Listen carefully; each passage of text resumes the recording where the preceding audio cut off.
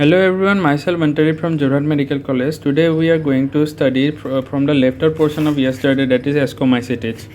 The very first MCQ for today can be the character of the mycelium, that is branched and septate. The asexual spores are the conidia produced exogenously. Remember yesterday I told you about endogenous spores. This conidia is exogenous spores and formed in special mycelium called conidiophores. You have to remember this term.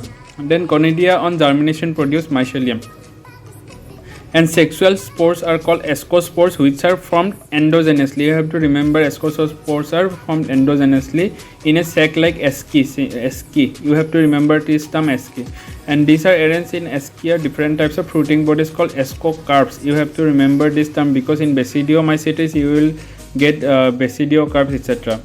Now the examples are very important. As I have already told you, they may give you questions of matching type of questions, match with column A and column B. You have to remember, and you have to remember neurospora and is extensively used in biochemical and genetic work. You will get many examples of neurospora used in biochemical and genetic work in class 12 or in later part of this textbook. Now coming to the basidiomycetes are mushroom, bucket fungi and puffball. This MCQ has been asked many times. This is a very easy MCQ and you cannot afford to miss this MCQ. Now parasitic forms are rust and smudge. This has been asked many times. The mycelium is branched and septate. You have to remember this, as I have already told you. And asexual spores are generally not found. You have to remember this term. But vegetative reproduction is by fragmentation is common. One thing you should keep in mind that you should not confuse in the reproduction part of these classes, because one question from the reproduction part is always accepted, and you have to be very clear about the basics of reproduction part. Now the result structure of dikaryon is a basidium. You have to remember this term. And about the plasmogabby, what about fusion by two vegetative or somatic cells in different stages of genotypes? They may ask you this may be asked, and you may get confused, so you have to study this line.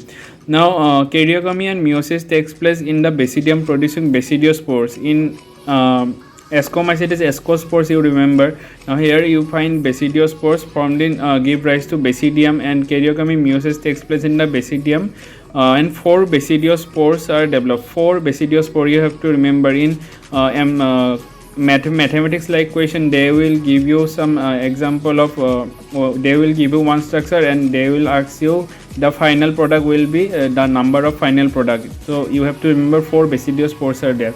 Now basidiospores are exogenous, you have to remember again.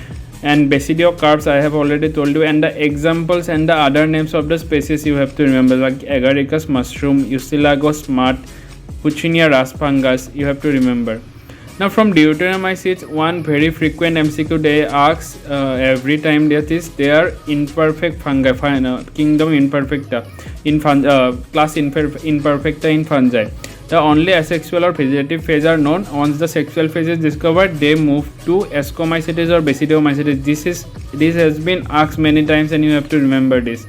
And in this paragraph not much is given, but you have to remember the how they reproduce and vegetative form of reproduction. Vegetative form is only known of this deuteromycetes.